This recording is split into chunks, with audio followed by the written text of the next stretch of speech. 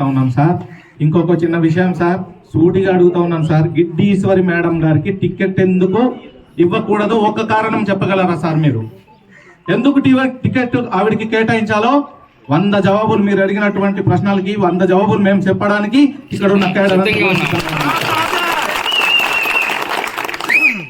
చాలా చక్కగా చెప్పారు. మా బాధనండి, ఈ 4 సంవత్సరాల్లో యుద్ధ వాతావరణం నుంచి మేల్కొని ఉన్నాం. వైసీపీ నుండి ఎన్నో దాడులు, ఇంట్లోమో హౌస్ అరెస్టులు, ఎక్కడ బయట తిరగకుండా ఎక్కడ మనం వెళ్తున్నామో అక్కడ పోలీసులు బందోబస్తు, అటువంటి వాటికి కూడా జయించి అటువంటి కార్యక్రమంలో కూడా మేడం గారు నేను అండగా ఉన్నాను, రాబోయే 24లో మన టీడీపీ జెండా ఎగరబోతున్నామని ఎంతో ధైర్యం నింపి ఈరోజు కార్యకర్తల్ని తయారు చేసుకొని ఉన్నాం.